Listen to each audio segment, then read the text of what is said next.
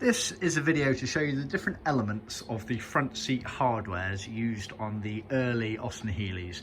So it's applicable up until chassis number 68959 roughly. So that is all of the BN1s, all of the BN2s, and then some of the BN4 models. See our website for more details on that. The later cars, although they looked very similar in their seat cover design, they were subtly different, and that's due to both seat covers changing as well as some of the seat hardware here. So these are the early versions. What we've got here is we've got a full car set's worth of hardware effectively, separated and put together to a certain extent. What we'll do is we'll start with the backrest areas. So the backrest, you get a pair of foams, or rather you'll need a pair of foams. The foams are not handed, i.e. they are exactly the same for the left seat and the right seat. Same with the backrest metalworks, they are not handed. And again, the tacking strips there are not handed. It's worth noting as well, the seat covers are not handed on the backrest either. Okay, so just bear that in mind. Now the seat foams, they are moulded foams. That doesn't just mean that you can put the seat covers on them and expect them to fit straight away. Austin Healey seats, these backrest elements for both the early style here and also all the later ones, are notoriously tight fitting. For such a simple looking seat, they're one of the hardest seats to trim.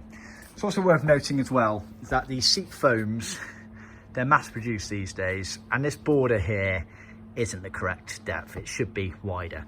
So in order to get them to fit correctly to seat covers made the correct way, which are our seat covers with the wider border, you do have to tinker with these foams slightly. See our handbook for more details. I'm more than happy to guide you through.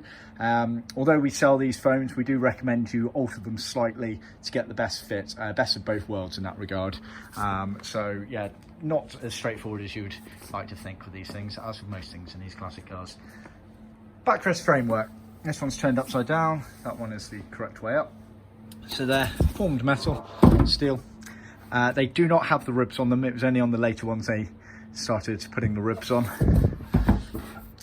And these tacking strips, effectively, they rivet round and you bend the tacking strip round there. I can't do it with one hand, unfortunately. But they bend around and you pop rivet them onto the back of the backrest. So that's a crucial thing for the early ones. It was on the back of the backrest. We always recommend as well with these frameworks is the way they're made and then stored, they can alter in terms of how crunched up they are or how spread out they are. So what we effectively recommend you do is construct the seat in its hardware form first, making sure everything goes together and it tilts correctly before you start actually trimming with a seat cover. Hell of a lot easier at this stage to bend and alter the seat frame to get it to work properly than it is further down the line when you've got a seat cover trimmed to it. So just bear that in mind. It's fairly crucial preparation. As with most things in life, preparation is everything. The trimming process will only go smoothly if you've done your prep work correctly. So just bear that in mind. So yeah, tacking strips gone to the back there, riveted. Now these bits here, we actually supply these bits as part of our seat cover kit. It's what you refer to as hide them. And it's kind of in the name, it's there to hide piping. So on the early seats, on the backrest, around this sort of glove mechanism here, some piping ran up to the middle there, and same on the other side. So this hide-em here is designed to hide that piping neatly. So you effectively have the piping going around and tacked on, and then you put this hide-em over the top and tack that down to these tacking strips here. And then these chrome ends finish off the ends of the hide-em there. So bear that in mind. So, I mean, we can sell that separately, but they're just part of our seat kit. So that is your backrests. Moving on to the cushions. Now the cushion bases, they are handed. Easiest way of telling, you can see the sort of cutaway there. That's the inside of the gearbox. So this is the left-hand seat as you're sat in the car.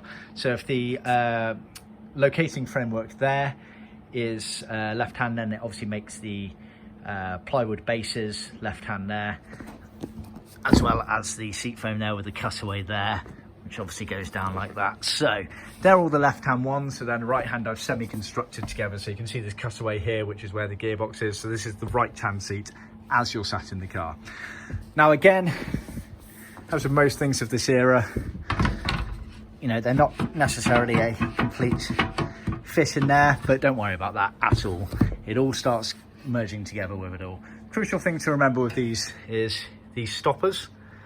You want to make sure they are left semi-exposed when things are put together, because that is where the back of the backrest comes down to, around there. So you'll put the foam together, you'll sort of clamp it into the woodwork there, maybe apply a bit of glue, you don't need much, just to anchor it in place, and then the seat cover will do the rest. They are tight fitting seat covers, so when everything's said and done, it will all come together.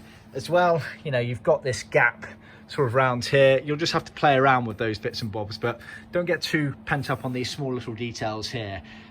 It looks weird when it's like that, but when there's a seat cover on it, it all starts coming together. Again, see our website handbook area and our YouTube videos for more details on that. I do plan on doing a bit of a trimming guide for people. This is just a rough overview. But don't get too worked up on these little details of everything matching up. These were sort of 1950 designed style seats. They've come a long way since. They hoggly-poggly them together at the way back when, so don't worry about it. So this is the locating frame, as you can see here. Different to the later ones. The later ones didn't have as much metal in them. They were a lot thinner going around. You do get material in our seat kit to cover this area here, all the bits that are on show. Then you get the base units, which are ply, as you can see, so that sits in there. And then the foam, like I've said there, which you'll effectively get this edge here, that edge there, sort of clamping in between. You'll have to compress it down to clamp in between. And then you'll also want to be mindful of the position of the foam front to back there. So I've just sort of put that on there for a brief demonstration, but it's an organic process. You might end up moving that slightly further forward to bridge this gap here and leave these areas exposed at the back. But this is what I say about clamping it all together, moving the framework up and down.